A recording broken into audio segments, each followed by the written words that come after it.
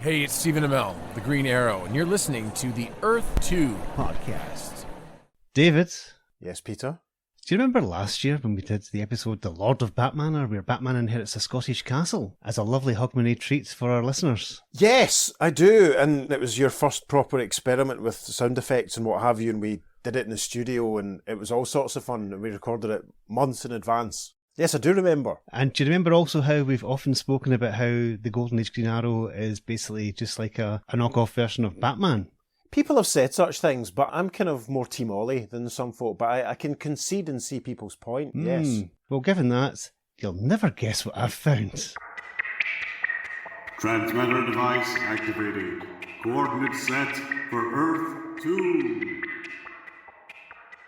Hey everyone, welcome to the Earth 2 podcast, your weekly exploration of the DC Comics multiverse and the legacy of their Golden Age characters through the Silver and the Bronze Ages of comics.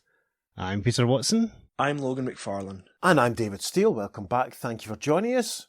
It's that time of year again. We're going to do a story for you now from issue 46 of World's Finest Comics, published way back in 1950. Cover's quite interesting. Batman, Robin and Superman as kites being flown by some children. Yes. Quite amusing. But we're not doing that story. No. As hinted, we are doing the Green Arrow story from this issue. Yes, we have an opening scene-setting splash panel, which shows Green Arrow and Speedy walking through the gate of... I mean, it doesn't look like a Scottish castle to me, to be honest. It looks like something off of one of the Magnificent Seven movies. But there's some men who seem to be dressed like medieval soldiers or peasants, wearing suits of armour or like they've escaped from a cheap version of a Robin Hood or a Three Musketeers movie. They're all ranged about and they're holding spears and axes and big sticks, ready to pounce on Green Arrow and Speedy, who are walking in behind a bagpipe player. Gasp. A kilted bagpiper. Yes, I'm leaving a pause for the bagpipe music now, listeners. Yes. There we go. Now, we also have a scene-setting caption. When Oliver Queen and his young ward, Roy Harper, inherit a castle in Scotland, things start happening. As the Emerald Archer team of Green Arrow and Speedy, who have sent their arrows ripping through the underworld, they now face a cunning villain and the shadow of an ancient crime.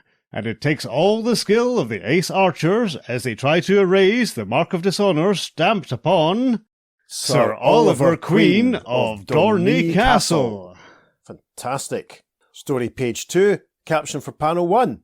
One night, as those ace archers, Green Arrow and Speedy, arrive home in their arrow car... Yes, none of your hidden entrances to the Batcave or anything like that for Ollie and Roy. Nope, as their yellow arrow car speeds through the open gate into wherever it is Oliver lives, speeding along up the drive. From inside the car, Oliver says, Glad we're home, Speedy. I'm ready for some sleep. You won't get much sleep with that racket going on. Sounds like a cat fight. And Roy's of course referring to some more bagpipe sounds. Pressing a button, the master bowmen are catapulted upwards. Yes, the car's drawn to a halt outside the house and Ollie has activated the ejector seat, which sends him and Speedy flying up into the air. Green Arrow says, I can see a visitor in the drawing room. Better take a fast trip upstairs and change clothes. This catapult is better than an elevator.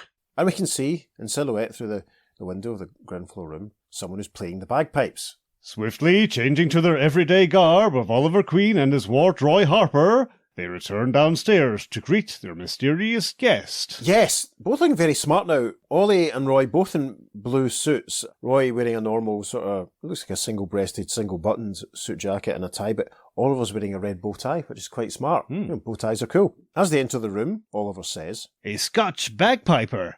So that's the catfight we heard. Yes, and this older-looking Scotsman, who looks like very much like every person that I would see on the street on a daily basis, with his kilt and his bagpipes to his side and his craggy face and his Brillo pad sideburns and eyebrows, doffs his tartan bonnet, bows to Ollie and Roy and says, Oliver Queen, 8th Earl of Dornee, defender of the clan and master of Dornee Castle. Greetings. I'm Oliver Queen, but aren't you a little mixed up about the rest? No, lad. I've crossed the ocean to tell you that Sir Ronald Queen's death makes you, Oliver, master of Dornee Castle in Scotland. You're to go at once to settle the estate. And so, weeks later, in the little town of Lochmead, Scotland... Yes, this is a great panel. In the background we can see Lochmead railway station. We can see the railway track, the silhouetted forms of Oliver Queen and Roy Harper. They've stepped off, they've got their luggage. In the foreground we can see 3 older Scotsmen, all smoking pipes. We'll assume they're all Scotsmen. One of them doesn't look like a Scotsman. He's got a bit of a gangster hat. There's another chap with a yellow scarf and a green jacket and a brown cap. He's got a pipe. There's another guy with a tartan bonnet. They're all in the foreground, but in the background, standing on the station platform, Ollie and Roy. Roy says, How do we find this castle? There's no one here to meet us. Let's ask directions from those Highlanders over there. they approach the three Scotsmen. Excuse me, could one of you gentlemen direct me to Dornee Castle? And the gangster-looking one in the yellow hat, who's smoking a pipe, replies, Ignore him. He must be the heir. And the chap with the craggier face and the green jacket, we can now see he's wearing a kilt. He replies, Another member of the Queen clan, eh? The curse of McBride on you. A moment later, in the wee heather haberdashery. I wonder if that's a reference to the former Reporting Scotland weather broadcaster, Heather Reid.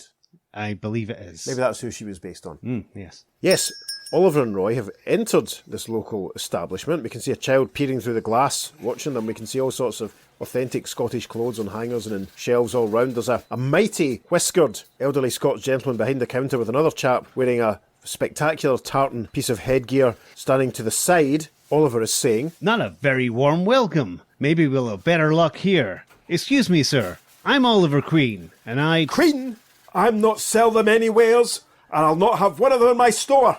The curse of McBride on you, says the old man behind the counter, obviously dismissing them completely. By panel 2, Ollie and Roy are outside, and they've approached a very small Scottish child wearing a red cap with a sort of yellow feather in it. Very authentic. This is the sort of thing that Logan wears on his day off. Oliver then says, Say, what's the matter with this town? Well, let's try again. and he says to the child, Can you direct us to Dornee Castle? Follow the high road to the fork and take a right and straight up the hill. Oh, you must be the new master. The curse of McBride on you. Following the boys' directions, Oliver and Roy walk several weary miles, and then... They've arrived. This is all very picturesque. It looks like the view from my living room window, quite frankly. A nice fancy castle with lots of towers and what have you. It looks like something from an old Robin Hood movie. It's brilliant. Oliver and Roy, still in their civvies, still carrying their cases, have emerged. There's a path leading up to the castle. Roy points and says, There it is. Dornee Castle. It looks rather ominous, doesn't it, Oliver? From the way the town folk acted, there's something very strange about Dornee, and about the clan of Queen. And who's this McBride character? A moment later, as the castle's huge oaken doors swing open... Yes, they've arrived, and they've been greeted by a gentleman dressed like a butler, basically, who bows his head as he opens the door and says, Welcome to Dornee, Master Oliver. I am Ian, the groundskeeper. I'll take your bags. Dinner will be ready shortly. Funny, the groundskeeper should be acting as butler, but at least he's friendly. Thinks Oliver, who then says, Thank you, Ian. and a slow dissolve for the final panel of page 3. Later, in the great dining hall... Yes, looks just like my dining room, to be honest. Does it look like your dining room, Peter? Almost perfect. Yeah. Yes. With the sideboard and the big painting and the crossed axes and shield on the wall and the big wooden ceiling and the huge windows with the massive green curtains. And there's a massive long dining table with candles and stuff all over it. And Oliver sat at one side, Roy sat at the other. We can see Ian bearing in their dinner on a little tray. Roy is saying, Say, Oliver, can you hear me down at that end? I hear you, but don't ask me to pass the salt. I don't feel like taking a long hike. lol. The first panel of page 4, Ian is standing next to Oliver. We were told that the castle would be fully staffed when we arrived. Where are the other servants, Ian? I will take care of your needs, Master Oliver, but I cannot answer any questions. Midnight, and the two Americans retire to the master bedchamber when they hear... Yes, there is the wailing sound again. Oliver and Roy are obviously in the process of getting ready for their kip. Oliver's taking off his tie, Roy's taking off his jacket, and as the bagpipe interruption begins, Roy says, Bagpipes. Who could be playing at this hour? Let's step out on the balcony and have a look. So they move outside, and the caption reads, Suddenly... and there's a sound effect as an arrow flies past them and embeds itself in the window frame. Roy says, Look out, Oliver! Wow, that was close. You stay here in case anyone comes, Roy, while Green Arrow chases after the man who fired that shaft. Moments later, a green-clad bowman streaks over the ancient parapets and across the inky black waters of the castle's moats. This is great. Oliver on the line, swinging down over the moat. We can see the drawbridge down. That's cool. We've not had a drawbridge, I think, since the JLA-JSA crossover during the summer, so that's a lot of fun. As he swings down on the rope, Green Arrow is thinking, No need wasting time with the drawbridge when I can take the Arrow Line Express. The Arrow Line Express, of course, supported menswear at Birmingham Foundry in 1996. A slow dissolve the caption for the next panel. Reaching the end of his spectacular glide, the master marksman spots a giant figure disappearing into the shadows of a nearby wood. And a darkly silhouetted figure wearing a hat and a cape and obviously a kilt can be seen moving towards us. Green Arrow watched them go, saying, There he goes! I'll never catch him in those woods. Caption, however, for the next panel reads, Suddenly, something catches his eye. Green Arrow reaches down and picks up an old-school, old-style looking crossbow and thinks, An ancient arbalest. With this mechanical device, even a small boy could shoot an arrow from here to the highest towers. Presumably that's the device then. It's just fired the arrow that struck the window pane a couple of panels earlier. Interesting. A slow dissolve. The following morning... And we see Ian, looking very smart, white tie, with Oliver and Roy. Roy's gone blonde in this panel. A couple of suits of armour in the background, just like the suits of armour I have over in the corner. Yes, listeners, uncanny. our YouTube viewers should be able to see that. Ian is saying, Oh, Mr. Oliver, Mr. Roy, I didn't know you were up yet. Look, Ian, nobody in Lockmead will speak to me. Last night somebody tried to kill me. Why? What have I done? Ian crosses to a door, takes out a key, sticks it in the lock, unlocks the door, and as he's doing this, he's saying, I was hoping to avoid this, but very well. This room will explain much that's happened since you arrived in Scotland. We see Ian gesturing towards a series of paintings, which very helpfully are labelled. The first one is of a very fancily bearded and haired chap called Robert Queen, 1st Earl of Dornee, and we can see that he's basically wearing a sort of a red-orange cap and very primitive-looking sort of tunic and sort of skirt-type outfit. The next chap, Ronald Queen, wears blue boots which come up past his knees. He's a red sash, also has the blonde hair, blue sort of tunic. Sandy Queen, the 3rd Earl of Dornee, he is wearing a sort of green sort of sash and a red kilt, white military-looking jacket with a red sort of cross-hatch type thing going over it. Very, very interesting. Ian is gesturing each of these in turn and saying, These are your ancestors, Oliver Queen. Over there is the founder of the clan, Robert Queen, 1st Earl of Dornee. But what has that got to do with the townsfolk's hatred for me? And the camera tracks in towards Sir Robert for panel 4, and we hear Ian saying, Sir Robert was known from the Highlands to the English Channel for his fierce and uncontrollable temper. He became particularly fierce when he caught poachers on his land. And we see Sir Robert yelling at a couple of ne'er-do-wells who are running away from him. They've obviously been using a bow and arrows to attack his animals or whatever else is going on his land. And as they run off, Sir Robert shouts, And if ever you set foot in this land again, I'll have your lives. Now be gone with ye. Ian narrates the caption for the first panel on page 6. One day, his neighbour, Angus MacBride, came to Dornee on a peaceful mission. However, we see Angus MacBride with a couple of his assistants or associates, and Angus MacBride is tipping forward. One of his young men cries, Master MacBride, what is it, sire? Robert Queen took him for a poacher and shot him down in cold blood. And we see indeed that Robert Queen is bearing a mighty, massive big bow in his hands. He's obviously not happy. Ian's narration for panel 2. For that act, Angus MacBride's son swore vengeance on the Queens, and the town has sided with the MacBrides ever since. And we get a nice shot of the young Master MacBride, tears streaming down his face and shaking his fist as he says, My father's death will be avenged, Robert Queen. My sons and their sons will forever continue the fight against your clan. And we return to Ian, who does a Peter Cushing index finger extension and says, My family alone has remained loyal to the Queens. You're the last of the Queens, Mr. Oliver, and there remains but one MacBride, Owen. Beware of Owen MacBride, sir. Moments later, Oliver plans a new line of action. Oliver has once again got into his Green Arrow outfit.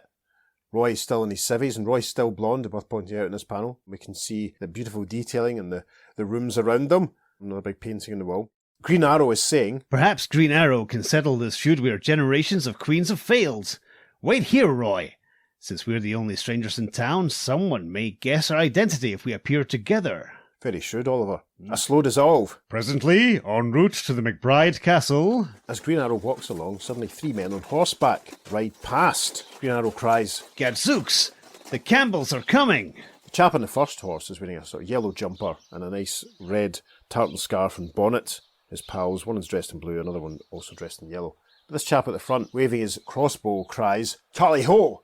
Hoot mon! Final panel, page 6, he's got off his horse and he's saying to Green Arrow, Forgive us. In the excitement of the hunt, we near run you down. I'm Owen McBride, and who might you be, stranger? I'm called the Green Arrow in America. I fight evil with my bow and arrow. My friend Oliver Queen asked me to call on you and urge you to forget ancient wrongs. Raising his time-worn bow, the young Scot sends an arrow deep into the heart of a venerable oak. Doesn't look that venerable, to be honest, does it? It's quite a skinny, yeah. skinny tree. A venerable twig. Yes, as Owen McBride fires, he says, "So you're an archer come to settle our traditional feud. Here's a chance to prove your worth. How far can you sink an arrow into that sturdy oak?" And as he fires into the tree, Owen's pal says, A bonny shot, Owen. Your arrow is driven home fair to its guide feathers. Borrowing Owen McBride's crossbow, the ace-archer steels himself for the ancient test. yes. Green Arrow brings the bow up to sort of sight on the oak, and he thinks, McBride's a strong bowman. If I'm to win his confidence, I'll have to show something special. Here goes. Like a bolt of lightning, the master marksman's arrow rips into the thick tree trunk, and... yeah, there's a sound effect. It's basically the arrow cuts the tree in half, comes right out the other end. One of McBride's compatriots says, "He split the tree in two." And the guy in blue says, The lads at the Thirsty Thistle Cafe will never believe it when we tell them. and this leads Owen McBride himself to comment, "Congratulations, Green Arrow. You've more than proved yourself." And Owen steps forward, shake hands with Green Arrow in the next panel, patting him on the shoulder, saying, "Tell Oliver Queen that I wish him no harm. Since I was a wee lad, I've hoped to end this senseless feud." He'll be very happy to hear that, Mr. McBride. Awesome. They shake hands. Later, back at Dornee Castle... Yes, we see Oliver and Roy in civvies walking along past the row of suits of armour, and Oliver is saying, Owen appears to be a very nice chap, but one thing still bothers me. If he always wanted to end the feud, why did he shoot that arrow at me last night? and Oliver's cut off as, all of a sudden, one of the suits of armour brings down its massive pike shaft down on Oliver and Roy's heads. Roy's hair is turned brown with the shock. Good grief, indeed. The first panel of page 8, they're both lying stretched out on the ground. We see that the three armoured figures have all stepped off their plinths and walked towards the unconscious forms of Ollie and Roy. The first one says, "These two will not move for a time. Follow me. We'll wait on the wall for their Green Arrow friend." A while later... Oliver has regained consciousness. He's rubbing the back of his head as he supports Roy, who still seems to be out. And his blonde hair again. Yep, fascinating. Maybe the impact wore off and that's what happened. But anyway, Oliver is thinking, Oh, my head. Whoever hid us must have hidden in that suit of armour. Roy won't come round for several minutes. This is another job for Green Arrow. Soon atop one of the castle's battlements... yes, the three armoured figures suddenly made it up there. They're standing next to what looks like a giant pot, to be honest. Down on the ground, Green Arrow's rushing towards them. One of the armoured figures can be heard saying, "'Tis the Green Arrow.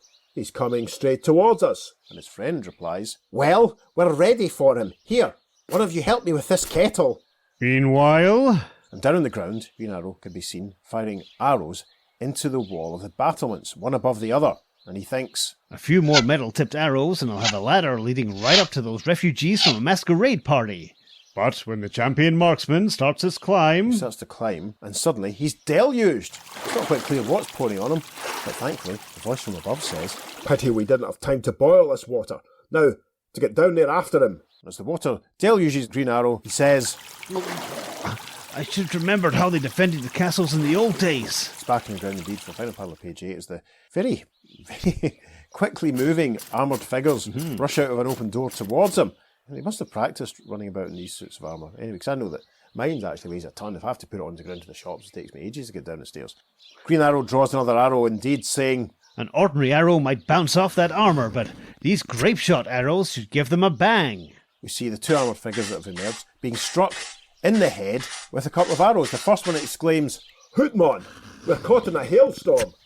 His pal says, "Don't take your helmet off." There's some brilliant ping rat-a-tat sound effects as they're struck. Under the battling bowman's ear-splitting barrage, the armoured-clad figures quickly retreat. Green Arrow rushes after them, saying, They ducked into a secret opening in the wall leading to this corridor.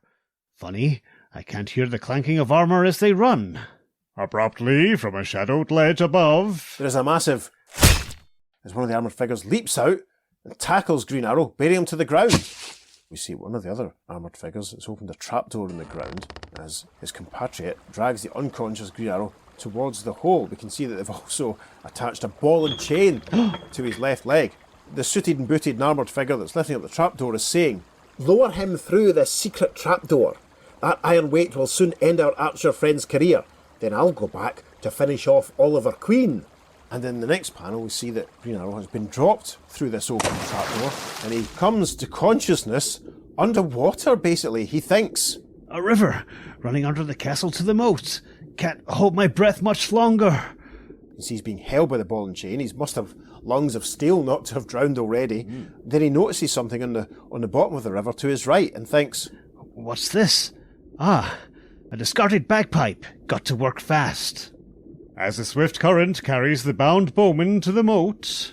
very cleverly, Oliver has grabbed a piece of the pipe and is stuck it in his mouth and stuck the other end out of the top of the water so he can breathe. Thank goodness for that. Yay. He's now struggling with the fastening of the ball and chain around his ankle as he's thinking, I'm able to breathe now. Must free myself and reach Roy before those tin soldiers discover Oliver Queen's gone. Finally freeing himself, the master archer moves swiftly. Green Arrow has obviously fired a rope up to him in Roy's rooms, and he's climbing up thinking, There's our balcony. I've got to change to Oliver Queen before they reach Roy.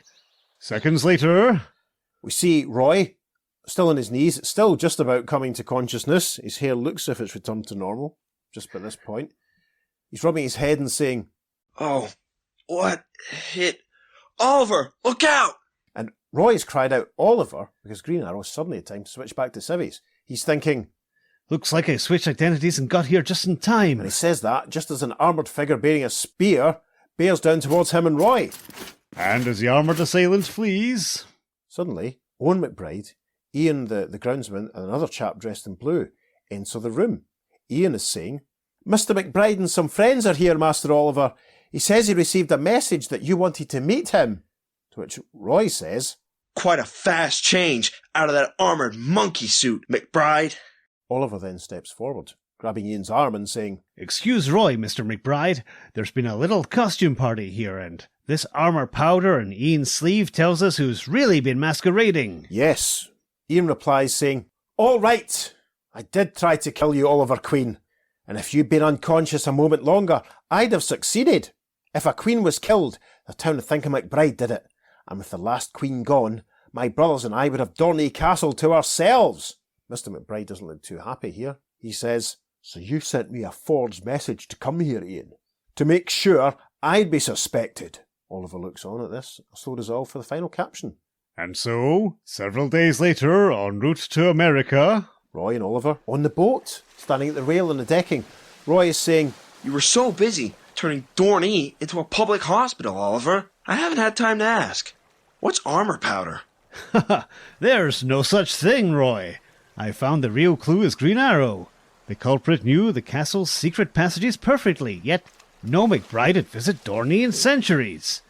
That reminds me, when we arrive home, I must send Ian a cable signed Green Arrow.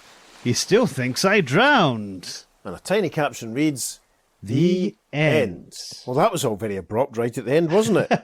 Roy's info dump there, turn the castle into hospital. That's all good. That's very noble. Mr. McBride wasn't one of the people. It was Ian all along in the suits of armour with his pals.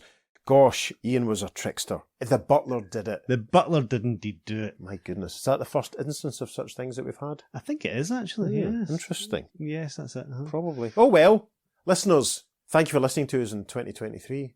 Hopefully you'll join us in 2024. Hope you've enjoyed this little Scottish Hogmanay flavoured interlude. Indeed, have a wonderful new year, and you'll hear more from us next year. You certainly will, as we enter our fifth calendar year of releasing episodes. Gasp. My goodness. Gasp. I thought we'd be finished by now. Not to worry, another 15 years at least should do it. Listeners, all the best. Take care. Thanks for joining us. We'll see you soon on the F2 Podcast. Transmatter Cube activated. Return coordinates set for Earth Prime. You threw me by not having me describe the cover. I had it up in the cover. All right. I know. Well, that's fine. It's subversion. It's Hogmanay. It's fine. Cool. My family alone has remained loyal to the Queens. You're the last of the Queens, Mr. Queen. Oh, sorry. You're the last of the Queens, Mr. Oliver.